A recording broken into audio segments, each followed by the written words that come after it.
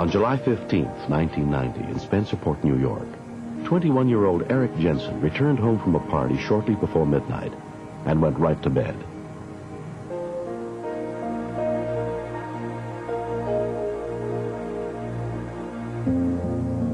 What we feel happened was there was an electrical outlet in the wall behind the chair. And that shorted out, caught the carpeting on fire, and there was a table and chairs there that had a lot of newspapers and magazines on.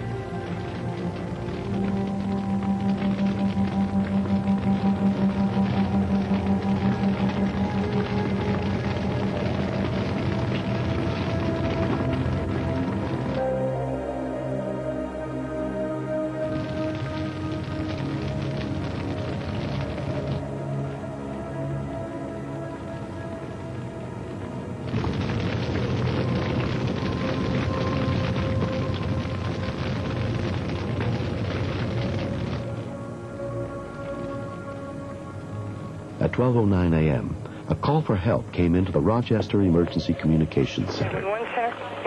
Yes, my living room's on fire.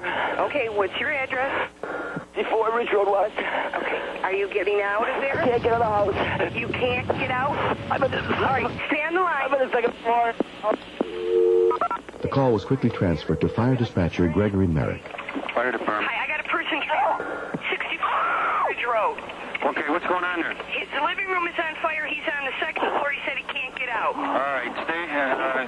Trace the call. We got the fire. You got it.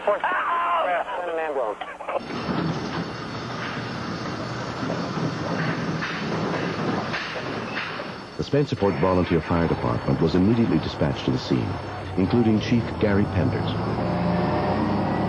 We're all volunteer. Every one of our members has another job. We get no money for doing this job at all. From 3 miles away, a Spencerport volunteer ambulance was also sent. Hello? Where are you? Where are you? I'm on the second floor. Can you stay low to the ground? I tried to hang out a window. All right. Is the door behind you closed? Yes, it is. Smoke's going right through. Is there anybody else in the house? No, I'm the only one. You're the only one? Yes, I can't breathe.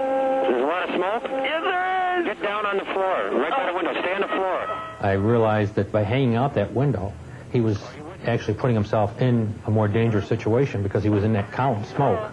So I then asked him to stay on the floor near the window so that he'd be in an area that had cleaner air. Are you with me? Sir? Hello? Are you with me? Hey, sir? I can't breathe. By listening to his voice, I could feel his anxiety and not being able to breathe. I could feel that burning sensation that the smoke was giving his throat. I could almost feel that as I was talking to him. Oh, my God, it's going on the second floor.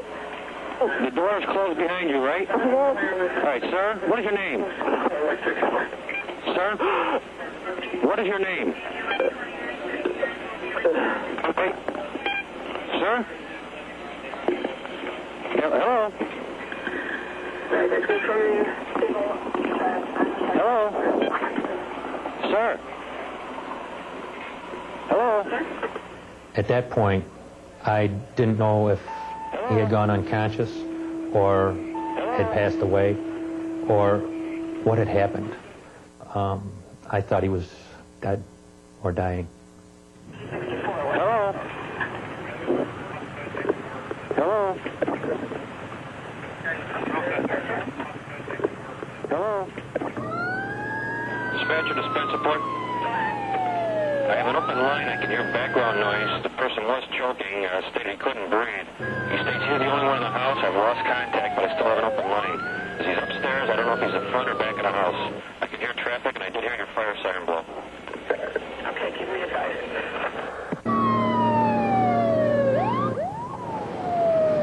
Their bed's in the house. It's my bed's in the house. All right, sir. I could hear him again starting to choke and scream, and at that point then I knew that he was still alive. Spencerport, I can hear your sirens, and he says you went past the house, but he's not there. We do not stop in front of the house because it would be blocked for our equipment that's coming in. Assistant Chief Jerry Smith was in one of the first units to arrive. He should be near an open window, and he is choking at this time.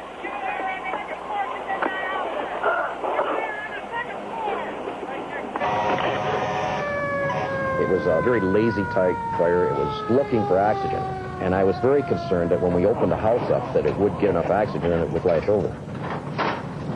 Captain Mike Madgen was sent to try to rescue the young man. When I climbed the ladder, I was a little concerned about the fire below me. It hadn't broke out through the window yet, but I could still see that it was free burning.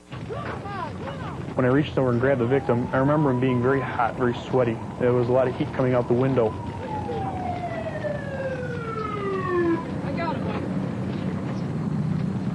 Okay, nice job, thank you. Right here. EMT Mike Urban and his partner arrived and took over the victim's care. We couldn't rouse him. He was unresponsive. We couldn't determine that he was breathing due to the lighting conditions. Okay, guys, on the bottom rail. Ready? Go. We determined that the condition was life-threatening, so we were not going to spend a lot of time on the scene. We had to get on the road.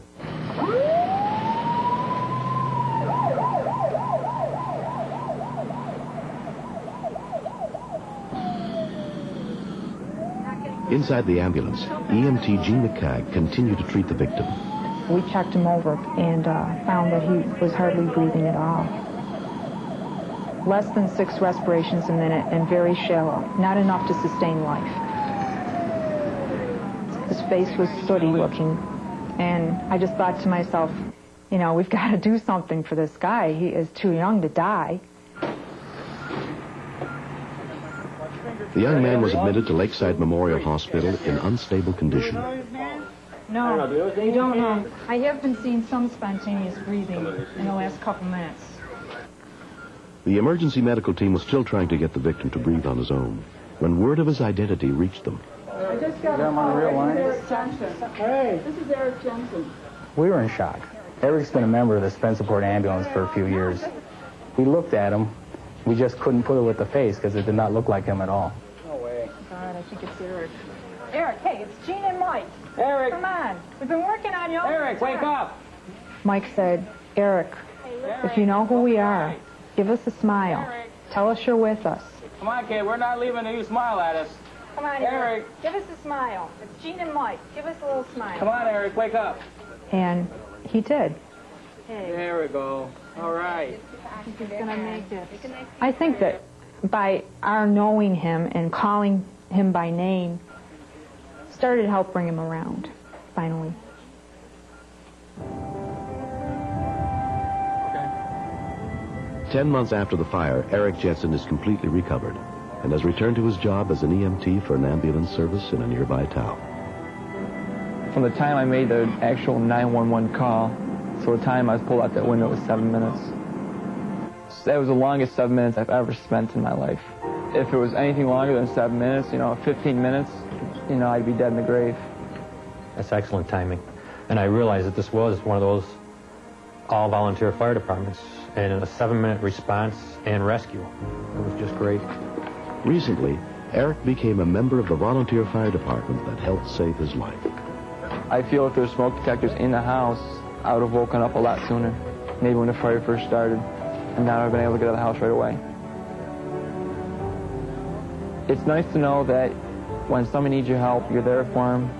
When they call, you go. Okay. I hope to someday save somebody's life.